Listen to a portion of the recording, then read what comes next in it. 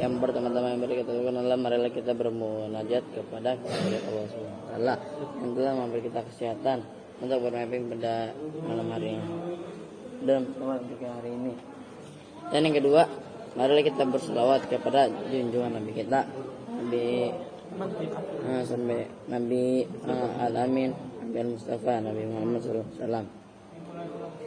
Dan yang Nabi itu ini mau begitu dari zaman kegelapan. Dan yang ketiga, saya berterima kasih kepada Habib Hanif dan Hamida yang telah memberikan izin untuk pada hari ini. Dan saya berterima kasih kepada guru-guru dan ustaz-ustaz yang telah mengajar di MTS seperti melalui bahan Hanifida. Dan juga saya berterima kasih kepada orang tua saya yang telah mendengar saya di rumah. Dan saya akan menjelaskan tentang asbabun nuzul. Asbabun nuzul secara etimologi terdiri dari dua kata, yaitu asbab jamak dan asbab, yaitu berarti sebab latar belakang, guys. Dan kata nuzul yang berarti turun. Dan secara etimologi dari Muhammad Asbi As-Siddiqi mendefinisikan bahwa aturnya Al-Quran untuk menerangkan hukum pada saat terjadinya. Jadi menerangkan hukum pada terjadinya saat itu.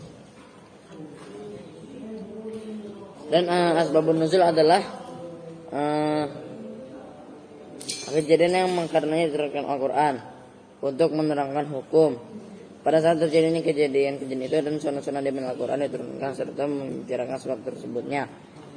Dan disebutkan serta membicarakan lebih baik diturunkan langsung secara sesudahnya terjadi sebab atau latar suatu hikmah. Itu menurut As-Siddiqi. Dan dari Az-Zarqani berpendapat bahwa asbabun nuzul adalah keterangan mengenai suatu ayat atau rangkaian ayat yang berisi tentang sebab turunnya, menjelaskan hukum suatu kasus pada waktu kejadiannya. Itu Krizin 1998-30. Senada dengan itu, maka Al-Qatan menegaskan bahwa asbabun nuzul adalah suatu hal yang karenanya Al-Quran diturunkan. Dan asbabun nuzul adalah suatu hal yang karenanya Al-Quran jadi itu merupakan peristiwa pertanyaan. Sedangkan Dr.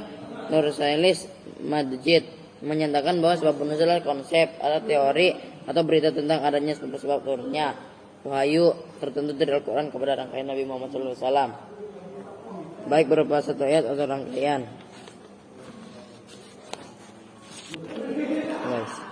Dan ataupun melalui satu surat. Dan sehingga menurut Khalil Al-Qatan, sebab turunnya suatu ayat berkisar pada dua hal, yaitu yang pertama ya guys, apabila terjadi suatu peristiwa maka turunlah ayat Al-Quran mengenai peristiwa tersebut. Tentang turunnya dan ada di surat Asy-Syu'ara ayat 14 sebagai berikut: wa anzir ashiratakal aqrabina, dan peringatlah kerabat-kerabatmu yang terdekat.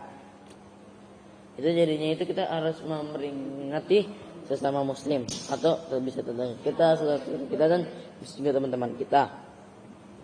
Dan Nabi Muhammad SAW pergi dan naik ke Bukit Safa dan berseru, wahai kaumku, bagaimana pendapatmu bila aku beritahukan kepadamu bahwa di balik gunung ini ada pasukan berkuda yang hendak menyerangmu. Jadi itu Nabi Muhammad itu kayak memperingati kaumnya bahwa di belakang gunung ada belasan kuda untuk memeranginya.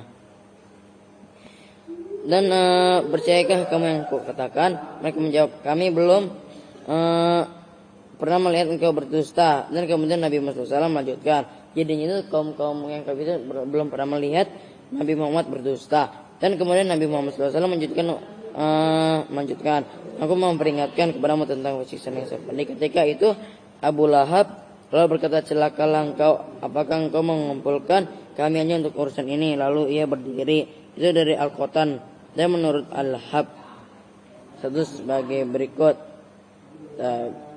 Tabat syada bilhab wa tab. Celakalah kedua tangan Lahab dan sesungguhnya dua dia akan bisa. Oke guys. Dan dari sini saja saya sampaikan. Mohon maaf atas sepatutnya kata yang salah. Mohon dimaafkan bila ada fikul hidayah. Wassalamualaikum warahmatullahi wabarakatuh.